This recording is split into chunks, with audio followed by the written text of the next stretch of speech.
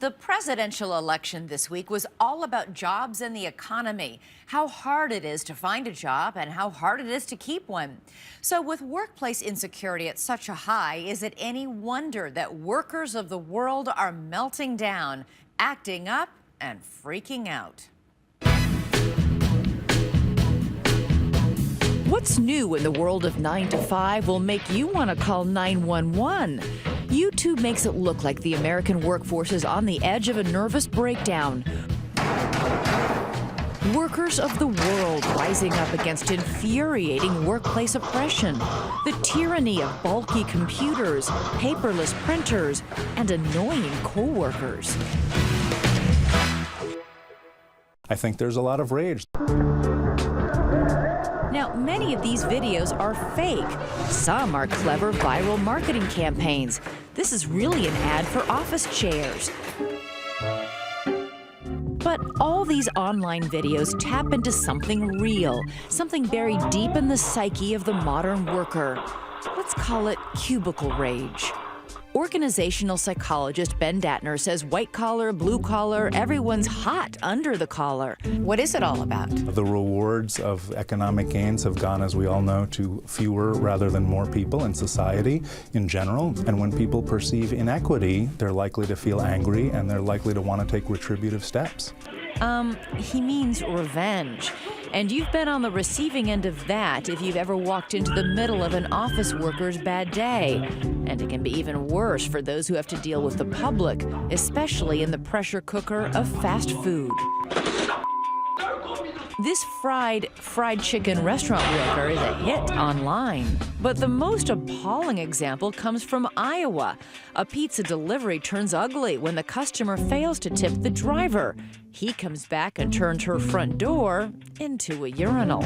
These are people who have to say, "Have a nice day," every single time they deal with one of us. I mean, a lot of people in those customer-facing roles have to be actors and actresses, and that can be very onerous, burdensome, and problematic for certain people who, when pushed to a certain point, can really break. How was your day? Dave Heiner worked in a well-known video game chain store in New York. A coworker captured his state of mind the day after Christmas 2009.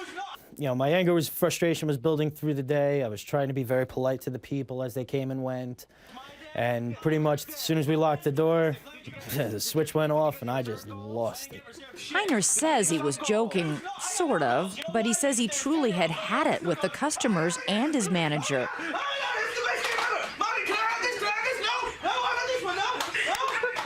I bottled it up all day, and finally my glass jar just shattered, and out it came. You know, and I don't regret it for a second. Heiner says that on-camera meltdown was nothing compared to what came soon after, when the boss wanted to write him up for slow sales. I said, I'm not signing this, and I've had enough of your company, and if you, at the end of the day, are gonna fire me, I'm just gonna quit and save myself the trouble. And I just built up with anger, and I was just ripped straight open. I pretty much just ripped my shirt in half. I was like, I'm done with your company. I ripped it straight down the middle, just boom. I said, this is what I think of you guys. Took it off. I said, you can take a job, shove it, threw it in his face, walked right out the door. And when it comes to some deliverymen who are supposed to bring things to your door, everything is airmail. A delivery worker venting on YouTube that stress can lead to this kind of destruction.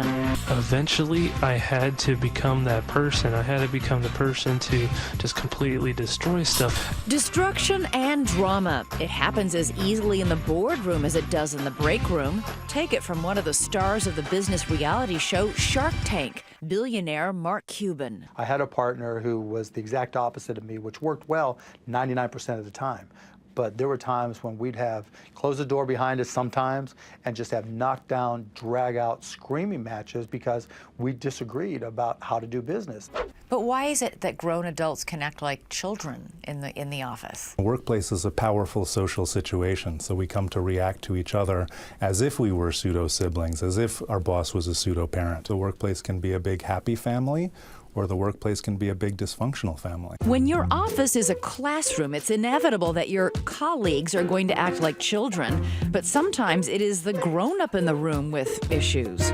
Modesto High, California. The class, Algebra 2. The problem, anger management. I just saw you sitting there pulling it off. And the bad behavior isn't limited to all these videos on YouTube. According to one survey, 42% of people are exposed to yelling and verbal abuse on the job. 29% admit abusing their coworkers, and 10% say they've actually been exposed to physical violence. Look like somebody that slice your face up. Anger on the job can sneak up on you. One day, whammo. You going to jail? Like getting hit by a bus, or in this case, getting hit on the bus. This video cost a Cleveland bus driver his job. You'll see why. You want to be a man? I'm going to treat you like a man. The woman is okay, but that driver, he is so fired. But what will go down in history as the most classic I quit belongs to Steven Slater. Last time we spoke, you had just pulled the emergency chute, grabbed a few beers, and dropped the F-bomb on the intercom. Fed up after 20 years as a flight attendant, I just kind of went with it.